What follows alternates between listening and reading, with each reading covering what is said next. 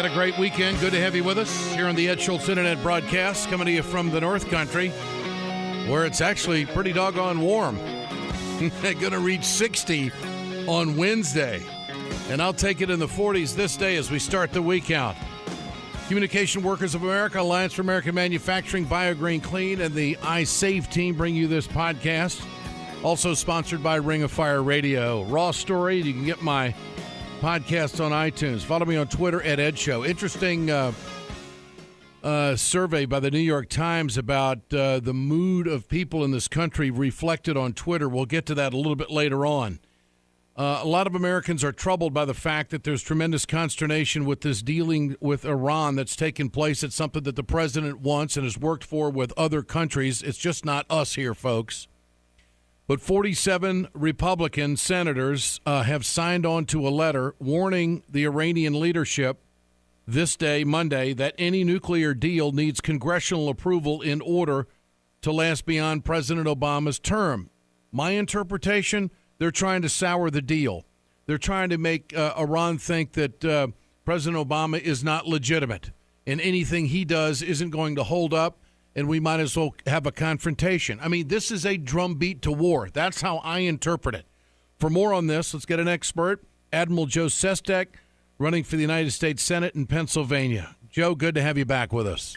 Good to be on with you, Ed. Thank you. What's your interpretation? First of all, I guess I can't remember the last time an elected body did this type of technique or tactic to a president. Can you compare it to anything you've ever known of?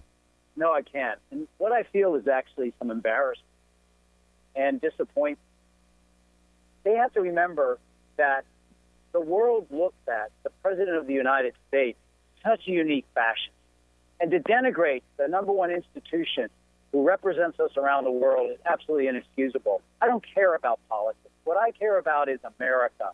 And this letter has stepped beyond the bounds to actually say to someone over there, someone we're trying to deal with, which could be harmful, disregard our commander-in-chief. Inexcusable. So what does this do? Do you think this will have any effect whatsoever on the Iranians?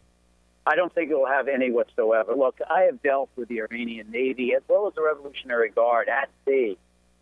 And there's not a question in my mind, particularly when I was dealing with the Iranian Navy, that it's regular Navy, it's extremely professional.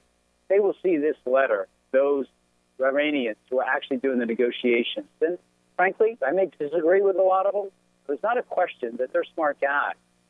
As what a stupid renegade group this is to do that. That said, it's still embarrassing to think that they will not have enough respect for their own American institution to do that. It's an embarrassment.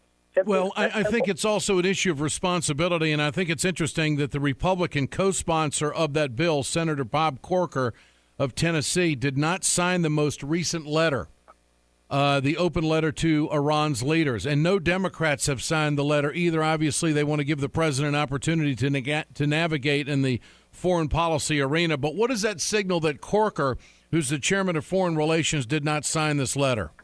He feels the same way I do. There's not a question that as senator, he really has had enough experience in foreign affairs and other areas to understand the heft by which a president of the United States is represented in America, in the world, by how Americans represent that institution abroad. And so I think he stepped away from this because he knows it hurts America.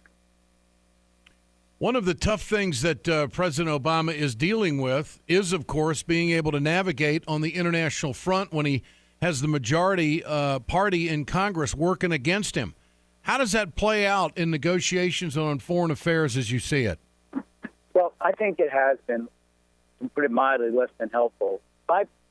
Partisanship used to stop at the water's edge, as you and I have talked about before. And when something was brought back, there was a debate upon it.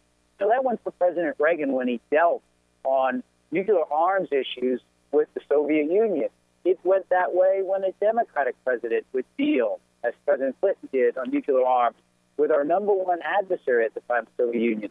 The fact that we have this denigration of an effort, the addition of the applied sanctions by some people in Congress while negotiations are going on, truly shows that we don't have any longer the men and women being elected who are of the world, also of America, but also of the world, and understanding about how the world, the tough neighborhood, and don't play around with our president's prestige around the world if you want us to win in that tough neighborhood.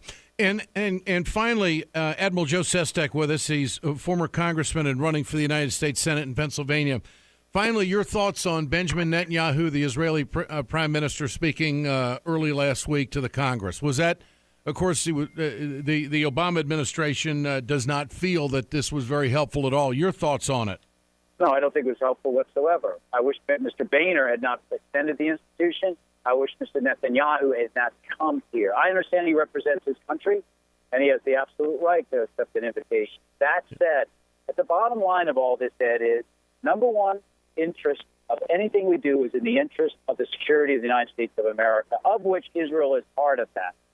And we have destroyed the uranium that was enriched to 23%, that could have gotten in one more month up to a fissile material that could be used as an explosion as a nuclear device. We've destroyed that down to 4% already in these negotiations. It would take them a year to get back up to the level they had been. And we've destroyed the centrifuges that could do this. For us to have someone be invited by an American congressman bypassing the President of the United States, the Commander-in-Chief, and have someone try to portray to us what the real situation is, that it's our men and women that have to go into harm's way, and letting us make sure we protect them in our means of doing so. Negotiations first, military if we have to, is inexcusable in my mind for this to have come about. Good to have you with us, Admiral. All the best to you. We'll do it again. Joe Sestak here on the Ed Schultz Internet Broadcast. Thank you, sir. Thanks, Ed.